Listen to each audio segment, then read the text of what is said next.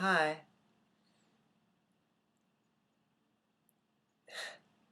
This has been a video I've had to start several times because it's emotional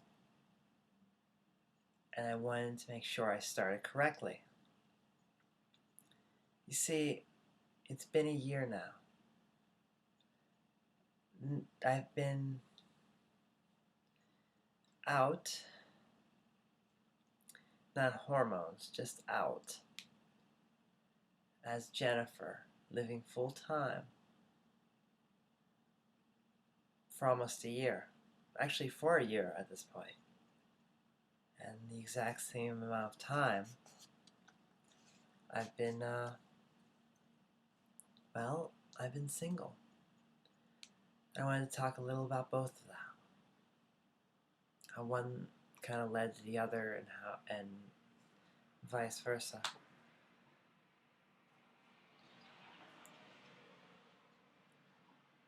I had a really bad relationship for 5 years. And during this time, I put up with a lot of crap. And a lot of it was because I had thought I'd found somebody who understood me. At about 27, I started wondering who I really was. I went through many things. I did a few things that I'm not necessarily proud of. And then, during a really sad time in my life when I was confused and depressed and stressed, I met this woman named Pepper. And she was beautiful, special. She treated me like I meant something to her. She also was the first person who even mentioned the concept that I was different. Not necessarily that just that I felt female, not that I wanted to be transgender or anything like that, just I wasn't comfortable in my role as a guy. She encouraged me to, as she put, express myself, that I would like to wear women's clothing. That seemed like a wonderful thing for a while. I could be my other self.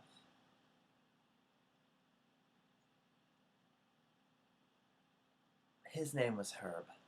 It's hard to say, but that was his name. It was my name. And she even came up with a different name for me. She called me Bertie. Which is nice. It's better than you going by my old name. And she was sweet. And there are aspects of this that I'm not ready to talk about yet, but it later turned out that I was a toy, you see. I was one of a row of people like this, like me. She's an expert at finding them. She was a tranny chaser per extraordinaire. And she was also an abuser in every shape of the word. And we're talking the whole gamut. She was the full package, physical, emotional, other things. And so for 5 years my life was wrecked. I lost my artwork for 5 years. To this day, I sometimes cry when I pick up a pencil because of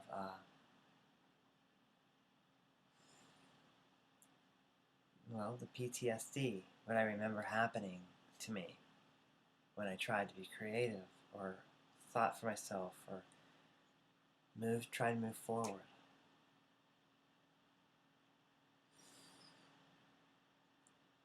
And for a certain while, she had me, well, this is turning into a confessional, so yeah. She had me, taking drugs. I suspect I was, if not addicted, this far. This far.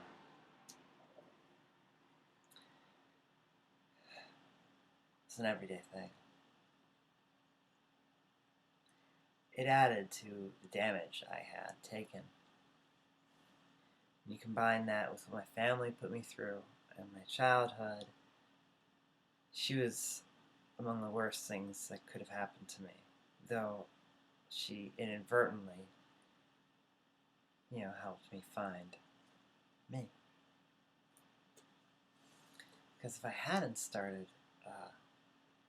experimenting with wearing women's clothing again and all that, I might not be who I am today. She thought, as many people do, when I created my identity, when I thought I will be Jennifer and my last name would be Bone, that was a stage name. And it's very stage namey. I'm not going to deny that. I've tried other names. None of them fit. I'm Jennifer Bone. And that, about 3 months before I left her, I just started thinking of myself in my head. I was Jennifer. I looked in the mirror and I was Jennifer. And then, really, it wasn't her. Herb initiated. When I walked in on that night when we broke up, when I broke up with her, I was the one who did it. I think I'm the first person to do that to her. Herb walked in, and Jennifer walked out. It was the end of 34 or so years of denial. It's the end of a horrible, torturous time of my life. It saved my life doing that.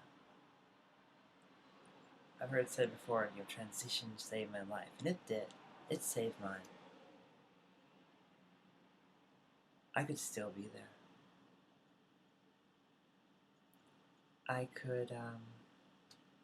would probably be dead now. I'll tell you guys the truth. I'd be dead. Probably OD. Maybe even deliberately. That gives you an idea of just how far I came.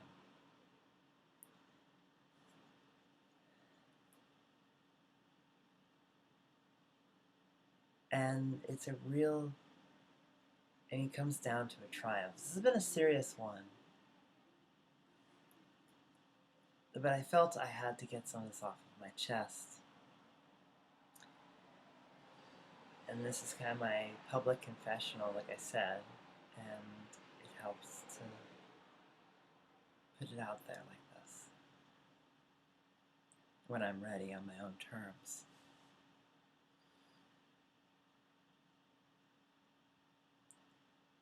So today is kind of like my own version of July 4th, just a few days away, by the way. It's my freedom, my independence. And so it's emotional, it's turbulent. But this marks a year